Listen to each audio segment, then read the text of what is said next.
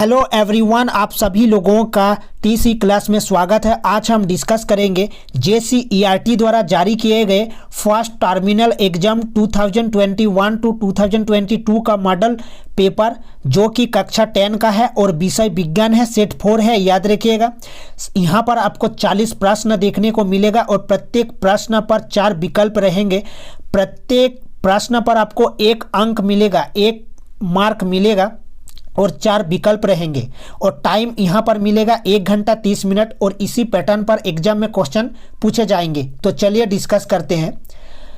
प्रथम क्वेश्चन को देखिए, यदि आपतित किरण और परावर्तित किरण के बीच 90 डिग्री का कोण बनता है तो परावर्तन कोण क्या होगा। याद रखिएगा, एंगल I और एंगल R ये इक्वल होते हैं, मतलब आपतन कोण तथा परावर्तन कोण आपस में बराबर होते हैं। याद रखिएगा, आपतित किरण, परावर्तित किरण तथा आपतन बिंदु पर डाला गया अभिलंब तीनों एक ही समलंब में होते हैं, इसको भी याद रखिएगा।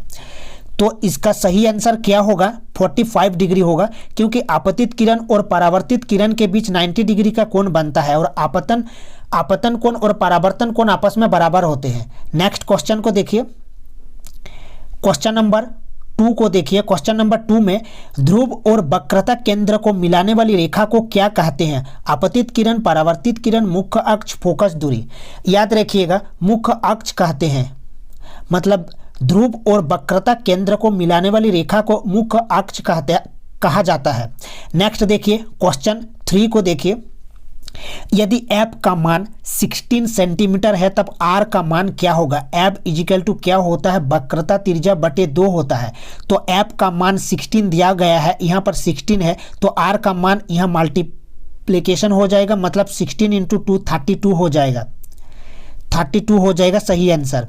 ठीक है, नेक्स्ट देखिए, क्वेश्चन 4 को देखिए, किसी अवतल दर्पण में वस्तु कहाँ रखा जाए जिससे उसका सीधा और आवर्धित प्रतिबिंब बनेगा। यहाँ पर अवतल दर्पण में वस्तु कहाँ रखा जाए, ध्रुव पर, फोकस पर, वक्रता केंद्र या ध्रुव और फोकस के बीच में।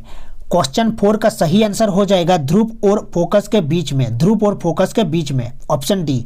नेक्स्ट देखिए, क्वेश्चन नंबर 5, उत्तल दर्पण का प्रयोग निम्नलिखित में किस वस्तु में किया जाता है। यहाँ पर लिखा हुआ है उत्तल दर्पण, गाड़ी के साइड मिरर में, गाड़ी के हेडलाइट में, अपना चेहरा देखने के लिए सूक्ष्मदर्शी में। उत्तल दर्पण का यूज गाड़ी के साइड मिरर में, याद रखिएगा, गाड़ी के साइड मिरर में। और इसका फील्ड व्यू बहुत ज़्यादा होता है, बड़ी से बड़ी वस्तु को यह छोटे वस्तु में कन्वर्ट कर देता है, फील्ड व्यू बहुत ज़्यादा होता है उत्तल दर्पण का। नेक्स्ट देखिए, क्वेश्चन नंबर 6 को देखिए, जल में सिक्का डालने पर वह अपनी वास्तविक स्थिति से ऊपर उठा दिखाई देता है। यह प्रकाश के किस घटना को दर्शाता है। प्रकाश का परावर्तन, प्रकाश का अपवर्तन, प्रकाश का प्रकीर्णन, प्रकाश का विक्षेपण। इसका सही आंसर हो जाएगा प्रकाश का अपवर्तन। याद रखिएगा, प्रकाश का अपवर्तन, ऑप्शन बी इसका सही आंसर हो जाएगा। क्वेश्चन नंबर 7 को देखिए, लेंस के किस बिंदु पर प्रकाश की किरणें अपनी मुख्य पथ से विचलित नहीं होती। याद रखिएगा, लेंस के प्रकाशी केंद्र से गुजरने वाली प्रकाश किरण अपवर्तन के बाद बिना किसी विचलन के निर्गत होती है। तो इसका सही आंसर हो जाएगा प्रकाशी केंद्र। नेक्स्ट देखिए, क्वेश्चन नंबर 8 को देखिए। क्वेश्चन नंबर 8 में लिखा हुआ है, उत्तल लेंस को अभिसारी लेंस कहते हैं क्योंकि। उत्तल लेंस को अभिसारी लेंस कहते हैं क्योंकि मुख्य अक्ष के समानांतर चलने वाली प्रकाश की किरणें लेंस से अपवर्तन होने के बाद एक बिंदु पर, मतलब फोकस पर मिलती है। तो एक बिंदु पर मिलती है, मतलब फोकस पर मिलती है। यह प्रकाश की किरणें को फैला देती है, यह प्रकाश की किरणें को एक जगह एकत्र करता है, यह प्रकाश की किरणें को सीधी रेखा में भेजता है, या यह प्रकाश की किरणें को मोड़ देता है। यह प्रकाश की किरणें को एक जगह एकत्र करता है। नेक्स्ट देखिए, क्वेश्चन नंबर 9 को। क्वेश्चन नंबर 9, नेत्र में जाने वाली प्रकाश की मात्रा का नियंत्रण कौन करता है। नेत्र में जो लाइट आता है उसको बैलेंस कौन करता है, पुतली करता है। याद रखिएगा, दृष्टि पटल पर, मतलब रेटिना पर इमेज बनता है और उल्टा बनता है, ये भी याद रखिएगा। तो इसका सही आंसर हो जाएगा पुतली। क्वेश्चन नंबर 10 को देखिए, सामान्य नेत्र का निकट बिंदु क्या है? यहाँ पर पूछा है निकट बिंदु, जो कि 25 सेंटीमीटर होता है। एक सुस्पष्ट देखने के लिए न्यूनतम दूरी 25 सेंटीमीटर होता है, याद रखिएगा। और दूर बिंदु कितना होता है? अनंत होता है। नेक्स्ट देखिए क्वेश्चन नंबर 11, मानव नेत्र में प्रतिबिंब की प्रकृति क्या होती है? सीधा आभासी, उल्टा आभासी, सीधा वास्तविक, उल्टा वास्तविक। उल्टा वास्तविक होता है। नेत्र पर जो इमेज बनता है वो उल्टा और वास्तविक होता है, इसको याद रखिएगा। नेक्स्ट देखिए क्वेश्चन नंबर 12 को देखिए। क्वेश्चन नंबर 12, जरा दूरदृष्टिता होने का क्या कारण है? जरा दूरदृष्टिता, नेत्र गोलक का बड़ा होना, नेत्र गोलक का छोटा होना, नेत्र लेंस की फोकस दूरी का बढ़ जाना, समंजन क्षमता घट जाना। ऑप्शन डी हो जाएगा सही आंसर। जरा दूरदृष्टिता, याद रखिएगा, जरा दूरदृष्टिता प्रेस बायोपिया जिसे कहा जाता है। बायफोकल लेंस यूज किया जाता है, द्विफोकसी लेंस का प्रयोग किया जाता है, इसको भी याद रखिएगा। समंजन क्षमता घट जाना जरा दूरदृष्टिता कहलाता है। तो नेक्स्ट देखिए क्वेश्चन नंबर 13, अभिनेत्र लेंस की क्षमता जिसके कारण वह अपने फोकस दूरी को समायोजित कर लेता है क्या कहलाता है? समंजन कहलाता है, इसको याद रखिएगा। समंजन, अभिनेत्र लेंस की वह क्षमता जिससे वह अपनी फोकस दूरी को समायोजित कर सकता है, उसे समंजन कहते हैं। क्वेश्चन नंबर 14 को देखिए। नेक्स्ट, निम्नलिखित में कौन सी रासायनिक अभिक्रिया संतुलित है जो दोनों तरफ बैलेंस हो? देखिए ऑप्शन सी को ध्यान से देखिए। 3Fe है, यहाँ पर Fe3 है, यहाँ भी 3 है, यहाँ भी 3 है। 4H2O मतलब 4H2, ये भी सही है, और यहाँ भी O4 सही है, मतलब ऑप्शन सी हो जाएगा सही आंसर। क्वेश्चन नंबर 15 को देखिए।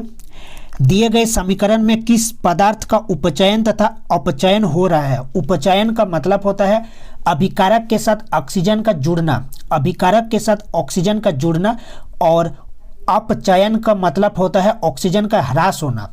तो देखते हैं उपचयन, पहले पूछा है उपचयन, यहाँ को देखिए, यहाँ देखिए CuOH2, यहाँ पर Cu मतलब Cu का अपचयन हुआ है, और H2 का उपचयन हुआ है। पहले उपचयन पूछा है इसलिए H2, ऑप्शन सी हो जाएगा सही आंसर। H2 के साथ O जुड़ा है मतलब उपचयन हुआ है, और Cu ह्रास हुआ है ऑक्सीजन का, मतलब Cu का अपचयन हुआ है। तो नेक्स्ट देखिए क्वेश्चन नंबर 16, रासायनिक अभिक्रिया में भाग लेने वाले पदार्थ को क्या कहते हैं? याद रखिएगा अभिकारक, इसे अभिकारक कहा जाता है। अभिकारक क्या है? ऐसे पदार्थ जो किसी रासायनिक अभिक्रिया में हिस्सा लेते हैं, तो अभिकारक होगा। नेक्स्ट देखिए 17 को, किसी रासायनिक अभिक्रिया में उत्पाद का कुल द्रव्यमान अभिकारक के द्रव्यमान के होते हैं, ये बराबर होते हैं, इसको याद रखिएगा। किसी भी रासायनिक अभिक्रिया में द्रव्यमान का ना तो विनाश होता है और ना ही निर्माण होता है। किसी भी रासायनिक अभिक्रिया के अभिकारक तत्वों का कुल द्रव्यमान, अभिकारक तत्वों का कुल द्रव्यमान बराबर होता है उत्पाद तत्वों के कुल द्रव्यमान के। नेक्स्ट देखिए 18 को, CH4 methane plus 2O2 CO2 plus H2O ऊर्जा, यहाँ पर ऊर्जा निकल रहा है। याद रखिएगा ऐसी अभिक्रिया जिसमें उत्पाद के निर्माण के साथ साथ ऊष्मा का उत्पन्न होती है उसे ऊष्मा क्षेपी अभिक्रिया कहते हैं। तो यहाँ ऊर्जा निकल रहा है तो यहाँ ऊष्मा क्षेपी हो जाएगा।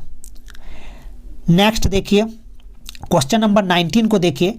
A प्लस अम्ल, लवण प्लस कार्बन डाइऑक्साइड प्लस जल, उपरोक्त समीकरण में A क्या है? याद रखिएगा जब अम्ल किसी धातु हाइड्रोजन कार्बोनेट या धातु कार्बोनेट से अभिक्रिया करता है तो यह संगत लवण, जल एवं कार्बन डाइऑक्साइड उत्पन्न करता है। यहाँ पर देखिए क्या क्या उत्पन्न कर रहा है, लवण, कार्बन डाइऑक्साइड, जल। तो कार्बोनेट के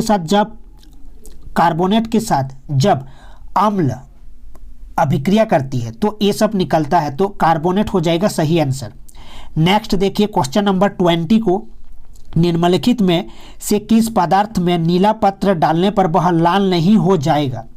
NaOH, HNO3, CH3COOH, HCl, HCl acid hydrochloric, CH3COOH acetic acid, vinegar acetic acid, HNO3 nitric acid. तो NaOH इसका सही आंसर हो जाएगा NaOH। ठीक है, सोडियम हाइड्रोक्साइड इसका सही आंसर हो जाएगा। इसको भी याद रखिएगा, HCl HNO3 जलीय विलयन में H धनायन आयन उत्पन्न करते हैं, मतलब हाइड्रोजन जो कि धनायन आयन उत्पन्न करते हैं, और alcohol and glucose H+ ion उत्पन्न नहीं करते हैं, याद रखिएगा। नेक्स्ट देखिए 21 को, दिए गए किस लवण में क्रिस्टलीकरण का जल मौजूद है? इसको याद रखिएगा, क्रिस्टलीकरण का जल मौजूद है। इसको देखिए NaCl NaCl, इसको देखिए 5H2O है, मतलब पंच जलीय यहाँ पर मौजूद है, पंच जलीय। Cu copper sulphate, CuSO4 copper sulphate होता है, याद रखिएगा कॉपर सल्फेट। लवण के एक सूत्र इकाई में आम जल के निश्चित अणुओं की संख्या क्रिस्टल का जल कहलाती है। कॉपर सल्फेट एक सूत्र इकाई में जल के 5 अणु यहाँ पर है।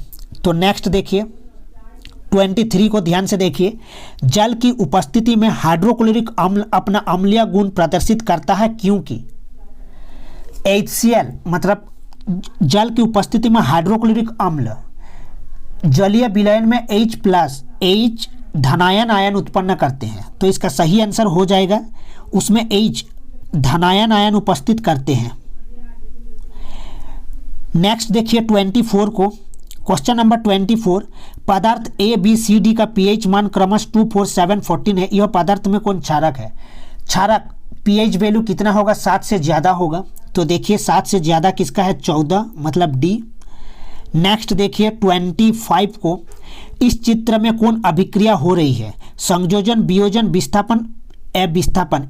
इस चित्र में कौन सा अभिक्रिया हो रही है?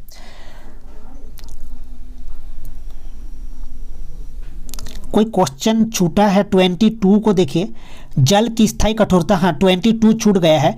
जल की स्थायी कठोरता दूर करने में किस लवण का प्रयोग किया जाता है? याद रखिएगा सोडियम कार्बोनेट जो वॉशिंग सोडा होता है, वॉशिंग सोडा सोडियम कार्बोनेट, इसका सही आंसर हो जाएगा 22 का। जल की स्थायी कठोरता को दूर करने में किस लवण का प्रयोग किया जाता है? NaCO3 washing soda sodium carbonate. Next देखिए चित्र को ध्यान से देखिए, इस चित्र में क्या हो रहा है? वियोजन हो रहा है। इस चित्र में क्या हो रहा है? वियोजन हो रहा है, याद रखिएगा। सूर्य के प्रकाश की उपस्थिति में सिल्वर क्लोराइड का श्वेत रंग धूसर रंग में परिवर्तित हो जाता है। ऐसा प्रकाश की उपस्थिति में सिल्वर क्लोराइड के सिल्वर तथा क्लोरीन में वियोजन के कारण होता है। 2AgCl, सूर्य का प्रकाश 2Ag + Cl2। ठीक है, नेक्स्ट देखिए 26 को देखिए, भोजन एवं अन्य पदार्थों को शरीर में एक जगह से दूसरी जगह तक ले जाने के लिए कौन जैव प्रक्रम उत्तरदायी है? पोषण, श्वसन, उत्सर्जन, संवहन। उत्सर्जन क्या करता है? अपशिष्ट उत्पादों का शरीर से बाहर निकलता है, और वहन तंत्र का काम होता है, याद रखिएगा जो वहन तंत्र होता है उसका क्या काम होता है? ऑक्सीजन एवं भोजन को एक स्थान से दूसरे स्थान तक ले जाने के लिए वहन तंत्र का प्रयोग किया जाता है। ठीक है, वहन तंत्र का काम होता है ऑक्सीजन एवं भोजन को एक स्थान से दूसरे स्थान तक ले जाना। तो इसका सही आंसर कौन सा होगा? नेक्स्ट देखिए क्वेश्चन नंबर 27 को देखिए, प्रकाश संश्लेषण में निम्नलिखित में किस पदार्थ की आवश्यकता नहीं होती है? याद रखिएगा 6CO2 + 12H2O। सनलाइट मतलब सूर्य की जो सनलाइट और क्लोरोफिल की उपस्थिति में क्या होता है? C6H12O6 + 6O2 + 6H2O होता है, मतलब क्लोरोप्लास्ट और क्लोरोफिल की तो जरूरत होता है, मतलब क्लोरोफिल क्लोरोप्लास्ट से निकलता है। ठीक है, तो इसकी तो जरूरत है। कार्बन डाइऑक्साइड जरूरत है, जल जरूरत है। मतलब कार्बोहाइड्रेट क्या होता है? एकदम से प्रयुक्त नहीं होते हैं, उन्हें मंड के रूप में संचित कर लिया जाता है। यह रक्षित आंतरिक ऊर्जा की भांति कार्य करता है। तो कार्बोहाइड्रेट सही आंसर हो जाएगा। 28 को देखिए, मनुष्य में किस प्रकार का पोषण होता है? स्वपोषी पोषण, मृतजीवी पोषण, परजीवी पोषण, प्राणी संभोजी पोषण। परजीवी पोषण होता है मनुष्य में, परजीवी पोषण होता है, याद रखिएगा। प्राणी संभोजी पोषण किसमें होता है? अमीबा। नेक्स्ट देखिए 29 में वसा के पाचन के लिए कौन एंजाइम उत्तरदायी है? Ptyalin, pepsin, trypsin, lipase. Lipase वसा, वसा का पाचन एंजाइम लाइपेज। और ट्रिप्सिन होता है प्रोटीन, टाइलिन लार अमाइलेज, पेप्सिन पाचन आमाशय। नेक्स्ट देखिए 30, क्वेश्चन नंबर 30 को देखिए, श्वसन प्रक्रिया में ग्लूकोज का पायरुवेट में टूटना कहाँ होता है? टूटना कहाँ होता है? कोशिका द्रव, फेफड़ा, वायुकुपिका, माइटोकॉन्ड्रिया। याद रखिएगा पायरुवेट के विखंडन से यह CO2 जल तथा ऊर्जा देता है। यह क्रिया होती है कोशिका द्रव में। नेक्स्ट देखिए 31 को, पौधों में पत्तियों द्वारा बने हुए भोजन का संवहन किसके द्वारा होता है? पौधों में पत्तियों द्वारा बने हुए भोजन का संवहन किसके द्वारा होता है? जाइलम, फ्लोएम, क्लोरोप्लास्ट, रंध्र। भोजन का संवहन फ्लोएम करता है, भोजन का संवहन पौधों में, और ये सजीव ऊतक होता है फ्लोएम। नेक्स्ट देखिए 32 को, किसी जीव को अपना अस्तित्व बनाए रखने के लिए कौन प्रक्रिया आवश्यक है? पोषण, श्वसन, जनन। जनन आवश्यक है। नेक्स्ट देखिए दिया गया चित्र किस जनन को दर्शाता है? ये जो चित्र है ये ब्रायोफिल्म की पत्ती है, इसको याद रखिएगा। ब्रायोफिल्म की पत्ती है और कायिक प्रवर्धन को दर्शाता है, जनन को। ठीक है। नेक्स्ट देखिए 34 को, बीच में भ्रूण होता है जो उपयुक्त परिस्थितियों में नवोद्भिद में विकसित हो जाता है। इस प्रक्रम को क्या कहते हैं? निषेचन, परागन, अंकुरन, संलयन। 34 का सही आंसर हो जाएगा अंकुरन। अंकुरन मतलब बीच में भ्रूण अथवा भावी पौधा होता है जो उपयुक्त परिस्थितियों में नवोद्भिद में विकसित हो जाता है, यह प्रक्रम अंकुरन कहलाता है। नेक्स्ट देखिए गर्भाशय की किस भाग में निषेचन होता है? प्लेसेंटा, डिम्ब वाहिनी, ग्रीवा, अंडाशय। देखिए जो डिम्ब वाहिनी होता है ये निषेचन में सहायता करता है, इसको याद रखिएगा। और फिलोपियन ट्यूब जो डिम्ब वाहिनी नली होता है अंडाणुओं को गर्भाशय तक पहुंचाता है और निषेचन में सहायता करता है। और अंडाशय में क्या होता है? अंडाणु का उत्पादन होता है। तो इसका सही आंसर हो जाएगा डिम्ब वाहिनी। नेक्स्ट देखिए 36 को, जल विद्युत संयंत्र के लिए निम्नलिखित में कौन कथन सत्य है? जल विद्युत संयंत्र, याद रखिएगा जल विद्युत संयंत्र में गिरते जल की स्थितिज ऊर्जा को विद्युत ऊर्जा में परिवर्तित किया जाता है। और इसको भी याद रखिएगा बांध के जल के डूबने के कारण बड़े बड़े पारिस्थितिक तंत्र समाप्त हो जाते हैं। तो इसका सही आंसर हो जाएगा इस संयंत्र के निर्माण से पारिस्थितिक तंत्र नष्ट हो जाता है। ऑप्शन सी हो जाएगा सही आंसर। नेक्स्ट देखिए 37 को, सौर सेल के उपयोग में क्या सीमाएं हैं? सौर सेल क्या होता है पहले जान लीजिए। सूर्य के प्रकाश को विद्युत में परिवर्तित करता है। सौर सेल सूर्य के प्रकाश को विद्युत में परिवर्तित करता है। और सौर सेलों का प्रयोग करने का एक अन्य लाभ यह है कि इनको अगम्य तथा सुदूर स्थानों में स्थापित किया जा सकता है। मतलब इसका सही आंसर हो जाएगा इसे सुदूरवर्ती क्षेत्र में भी उपयोग किया जा सकता है। Option C. नेक्स्ट देखिए 38 को, नाभिकीय ऊर्जा के उपयोग की क्या सीमाएं हैं? नाभिकीय ऊर्जा, इसको याद रखिएगा यूरेनियम के एक परमाणु के विखंडन में जो ऊर्जा मुक्त होती है यह कोयले के किसी कार्बन परमाणु के दहन से मुक्त ऊर्जा की अपेक्षा 1 करोड़ गुना ज्यादा होती है। तो ऑप्शन सी को देखिए, नाभिकीय विखंडन के उत्पन्न ऊर्जा कार्बन परमाणु के दहन से उत्पन्न ऊर्जा की तुलना में बहुत अधिक होता है। नेक्स्ट देखिए 39 को, निम्नलिखित में कौन ऊर्जा स्रोत का उपयोग करना पर्यावरण के लिए सबसे अधिक अच्छा है? लकड़ी, कोयला, CNG, LPG। Liquefied petroleum gas जो होता है एक धुआं रहित ईंधन है, पर्यावरण प्रदूषित नहीं करता। LPG liquefied petroleum gas. Butane, propane. Question number 40 को देखिए, निम्नलिखित में किस विद्युत संयंत्र में जीवाश्म ईंधन का प्रयोग होता है? अभी अभी हमने डिस्कस किए जल विद्युत संयंत्र। क्या होगा? तापीय विद्युत संयंत्र। जल विद्युत संयंत्र नहीं होगा, जल विद्युत संयंत्र नहीं होगा, तापीय विद्युत संयंत्र इसका सही आंसर हो जाएगा। तापीय विद्युत संयंत्र में क्या होता है? प्रतिदिन बहुत बड़ी मात्रा में जीवाश्म ईंधन को जलाकर जल को गर्म करके भाप बनाई जाती है जो टरबाइनों को घुमाकर विद्युत पैदा करती है। तो तापीय विद्युत संयंत्र इसका सही आंसर हो जाएगा। ये थे 40 क्वेश्चन जो कि आपको एग्जाम में देखने को मिलेगा। तो मिलते हैं नेक्स्ट वीडियो में।